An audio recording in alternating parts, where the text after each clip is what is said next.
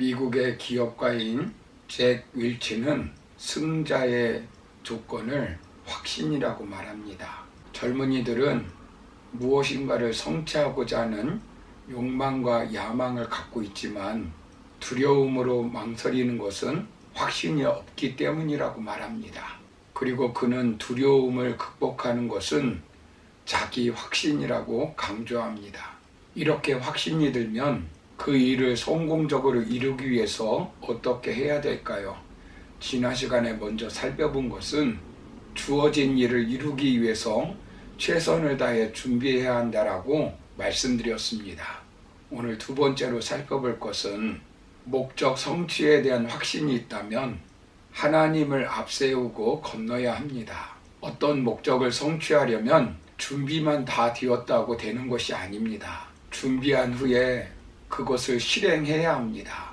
그 실행 방법이 무엇이냐에 따라 실패할 수도 있고 성공할 수도 있습니다. 어떤 일을 성취하려면 그 일을 성취하는 방법을 정확히 알고 있으면 됩니다. 그래서 그 분야의 전문가가 필요한 것입니다. 그리고 경험자가 필요한 것입니다. 성공 방법은 분야마다 다 다릅니다. 사업에 성공하려면 상권, 입지, 업종, 타켓, 서비스, 종업원 관리, 전문가의 조언, 인테리어, 상품의 품질 등 모든 요소가 성공을 결정하는 요인이 될 수 있습니다. 가나안 정복에 대한 확신을 가진 여호수아는 요단강이라는 장애물을 어떻게 건너가고 있는가를 보십시오. 여호수아는 광야 생활 40년 동안 생활하면서 모세의 시종으로 이스라엘 백성들이 실패한 원인을 누구보다도 잘 알고 있었습니다.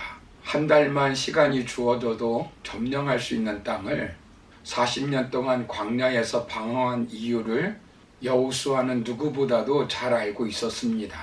그래서 준비를 마친 후에 3일 후에 관리들을 시켜 진중에 두루다니며 무엇을 하라고 합니까? 성공할 수밖에 없는 방법을 알려주는 것입니다. 백성 한 사람도 빠짐없이 숙제하게 하기 위해서 진중에 두루다니게 한 것입니다. 3절을 보시면 제사장들이 언약궤를 매는 것을 보거든 그 뒤를 따르라는 것입니다. 하나님보다 앞서가지 말라는 것입니다. 자신의 뜻대로 하면서 하나님의 뜻대로 한다고 말하지 말라는 것입니다. 40년 동안 방황하고 실패한 이유가 하나님의 뜻대로 하지 않았기 때문이라는 것입니다. 하나님께 기도하고 응답받기 전에 일을 저지르지 말라는 것입니다. 하나님께서 성공할 수 있는 방법을 알려주시기 전에는 한 발짝도 옮기지 말라는 것입니다.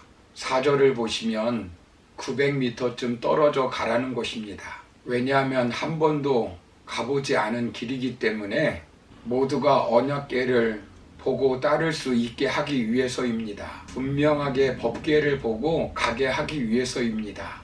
언약궤는 무엇을 상징합니까? 하나님의 임재를 상징하는 것입니다. 무슨 말씀입니까? 하나님 앞서지 말고 하나님 모시고 뒤따르라는 것입니다.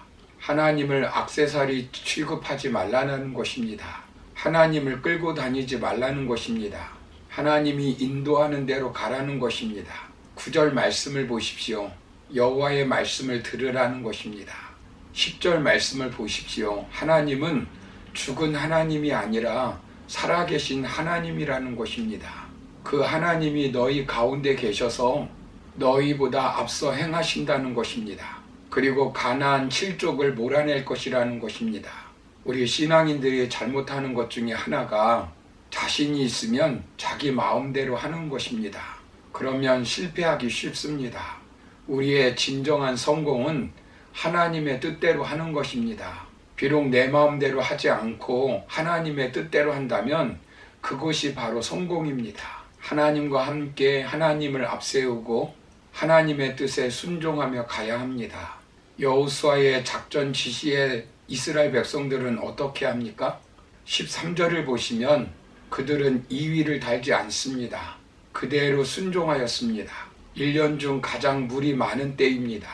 장정만 60만 명이라고 했으니까 남녀노소 하면 200만 대군이 됩니다. 얼마든지 다른 방법을 제시하고 옛날 자신의 부모들처럼 여호수아를 원망할 수 있습니다. 그러나 그들은 원망하거나 좌절하지 않았습니다. 제사장들이 그대로 순종합니다. 창이란 물속으로 발을 옮겨 놓습니다. 14절을 보시면 믿음의 사람들입니다. 15절을 보시면 제사장들의 발이 물에 잠깁니다.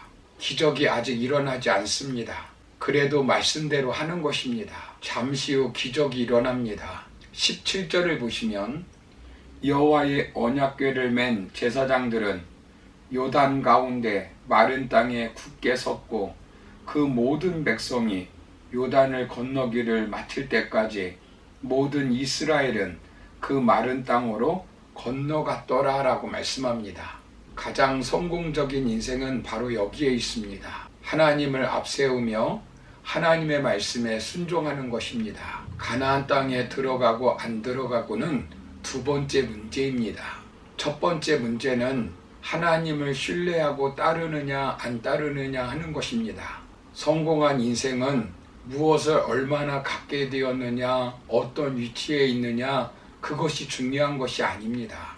그것은 제2의 문제입니다. 중요한 것은 하나님의 뜻에 따라 순종했느냐 안 했느냐 하는 것입니다.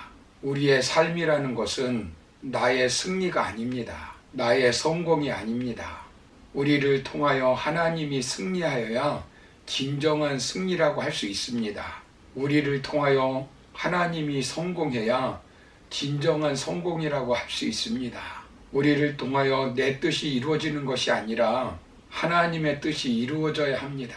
하나님이 지금 요구하는 것은 언약궤를 보고 따르라는 것입니다. 왜 그렇습니까? 결국 이스라엘을 이끄시는 분은 하나님이기 때문에 그렇습니다.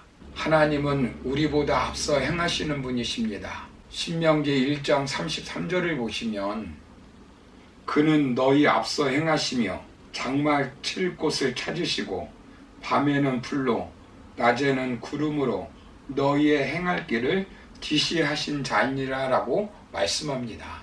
사랑하는 성도 여러분, 우리 하나님이 우리의 인생길을 앞서 인도하십니다. 우리 주님께서 제자들을 부르실 때 나를 따라오느라 라고 말씀하셨습니다. 우리는 주님 따라가면 되는 사람들입니다. 어차피 요단은 건너가게 되어 있습니다. 중요한 것은 방법입니다. 우리의 방법이 아니라 하나님의 방법을 따르는 것입니다. 우리는 영리한 것 같지만 무지한 양입니다. 그래서 하나님은 나만 따라오면 너가 생각하는 인생의 목표보다 더 좋은 곳으로 인도하신다고 약속하셨습니다. 잔잔한 물가로 인도하십니다. 푸른 초장으로 인도하십니다. 사망의 음침한 골짜기에서도 구원해 주십니다. 그래서 우리가 해야 할 것은 무엇을 하든지 주님 뜻대로, 주님 방법대로 해야 하는 것입니다. 이것이 인생의 성공 비결입니다. 그러므로 목적을 성취하기 위해서 내 뜻을 앞세우는 자가 아니라 하나님을 앞세우고 순종하며 가는 저와 여러분의 삶이 되기를 주님의 이름으로 축원합니다. 감사합니다.